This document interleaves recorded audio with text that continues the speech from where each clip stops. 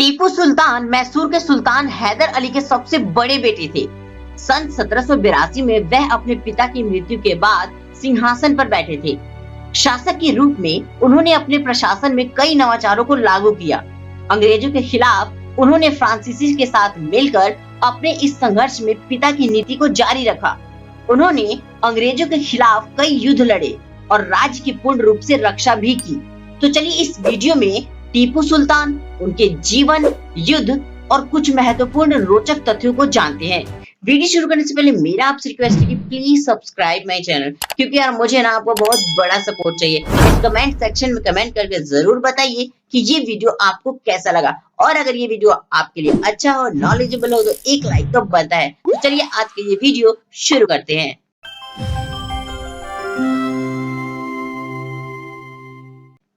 टीपू सुल्तान का जन्म 10 नवंबर 1750 को हुआ था। उनका जन्म स्थान देवनहल्ली, जो आज के समय में बेंगलुरु में है। उनका पूरा नाम सुल्तान फतेह अली खान साहब था। वे मैसूर के राज्य के शासक के रूप में प्रसिद्ध थे। उनके पिता का नाम हैदर अली और माता का नाम फातिमा फख्र उन निसा था। उनकी पत्नी का नाम सिंधु सुल्तान और उनकी मृत्यु 4 मई 1799 को श्रीरंगपट्टनम, जो आज के समय में कर्नाटक में है, वहाँ पर हुई थी।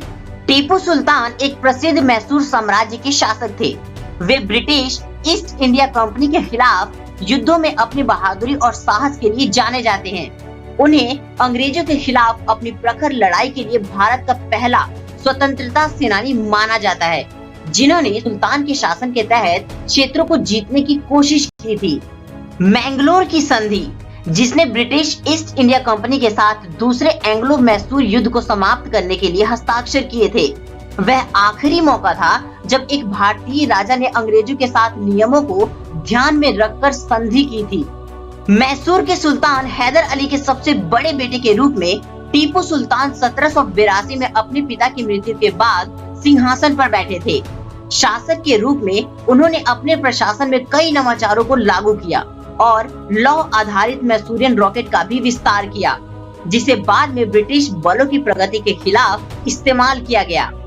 उनके पिता के फ्रांसीसी के साथ राजनीतिक संबंध थे और इस प्रकार टीपू सुल्तान को एक युवा व्यक्ति के रूप में फ्रांसीसी अधिकारियों से सैन्य प्रशिक्षण भी मिला था।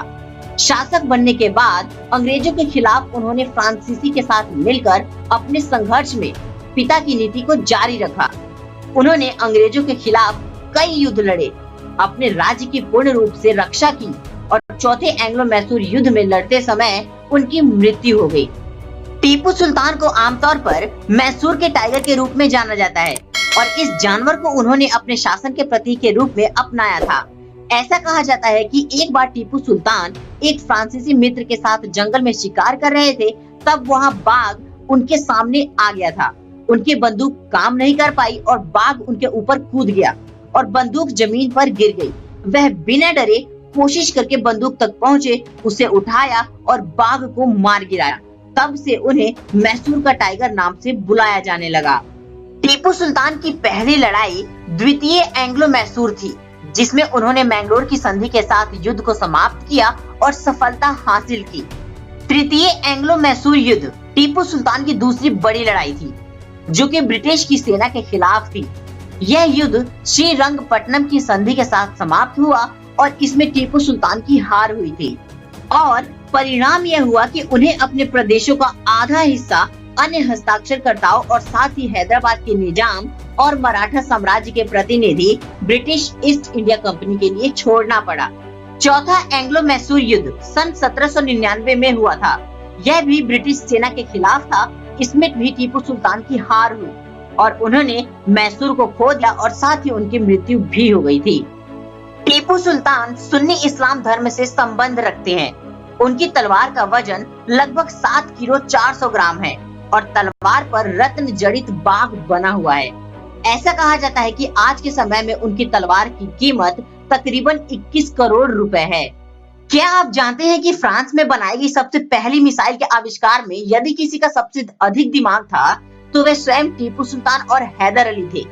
उन्होंने जिस रॉकेट का आविष्कार किया था वह आज भी लंदन के एक म्यूजियम में रखा हुआ है, जो कि अंग्रेज इसे अपने साथ ले गए थे। टीपू सुल्तान ने बहुत ही कम उम्र में शूटिंग, तलवारबाजी और घुड़सवारी सीख ली थी और यही कारण था कि उन्होंने अपने पिता का साथ युद्ध में 15 साल की उम्र में दिया था।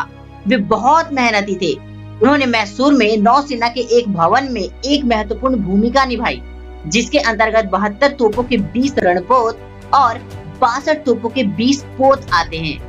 टीपू सुल्तान को बागवानी का काफी शौक था। यह इस बात से पता चलता है कि विदेशी गणमान्य व्यक्तियों के साथ उनके अधिकांश पत्राचार हमेशा बीजों और पौधों की नई किस्मों के लिए अनुरोध को लेकर होते थे। उन्हें बेंगलोर में 40 एकड़ लाल बाग बॉटनिकल गार्डन की स्थापना के लिए भी जाना जाता है। उन्होंने लंबे समय तक ब्रिटिश हमलों से डेक्कन इंडिया को बचाया और उन्हें उनके द्वारा टीपू साहब के रूप में संबोधित किया गया। अंत में हम आपको बता दें कि भारत के पूर्व राष्ट्रपति डॉक्टर एपीजे अब्दुल कलाम ने टीपू सुल्तान को दुनिया के पहले युद्ध रॉकेट के नव प्रवर्तनक कहा था। तो उम्मीद करता हूँ दोस्तों कि आपको टीपू सुल्तान के जीवन और उन्होंने कैसे अपने साम्राज्य की स्थापना की इसके बारे में समझ आ गया होगा।